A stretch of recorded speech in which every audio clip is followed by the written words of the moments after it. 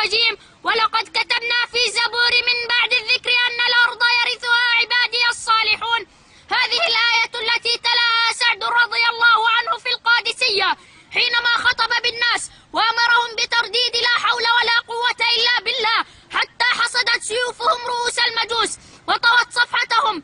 فأقول لكم يا أهل اليمن ويا أبناء القبائل ويا طلبة العلم أيها المجاهدون، إنكم في ميدان من ميادين الله تعالى، فأروا الحوثي منكم ما يذكره بالقادسية وبما صنع بأسلافه الفرس المجوس كرستم والهرمزان ومهران والجالينوس وعلى رأسهم اليزدجرد.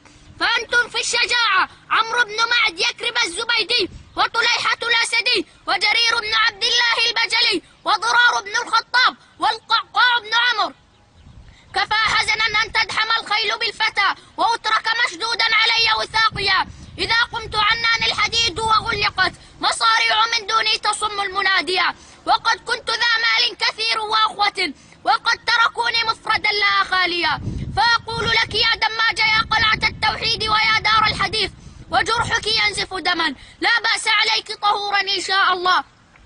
فاصبري وصابري ورابطي فإن النصر آت ورب الكعبة. فستطوين بإذن الله صفحة إيران في اليمن كما طوت حمص ودرعا صفحة إيران في بلاد الشام. فلا إيران بعد اليوم فكون القادسية يا دماج وذكر الحوثي بيوم أرماث وأغواث وعماس.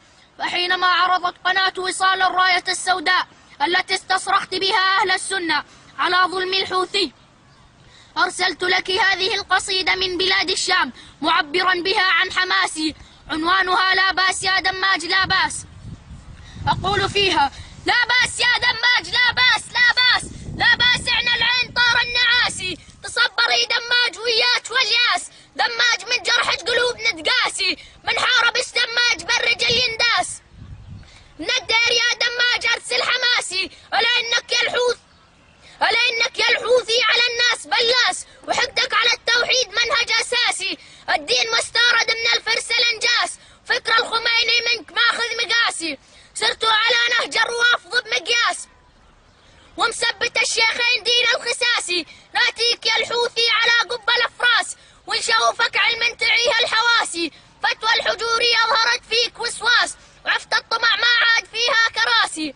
جفلت من دماج وإعلنت الأفلاس وما نلت غير الفاينة والخساسي.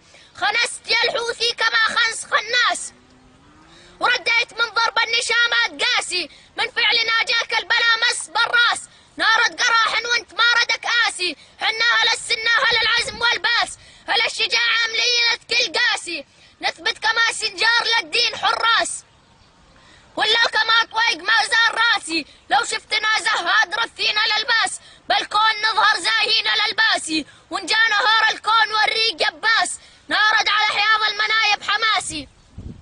من يوم شيل الرمح والسيف والطاس عدونا من ضربنا بانتكاسي. تنبيك عما أقول الفرس الانجاس وينبيك عنا رستم إن كنت ناسي. والهرمزان الكال الفرس متراس واليزدجرد الكال الكفر راسي وينبيك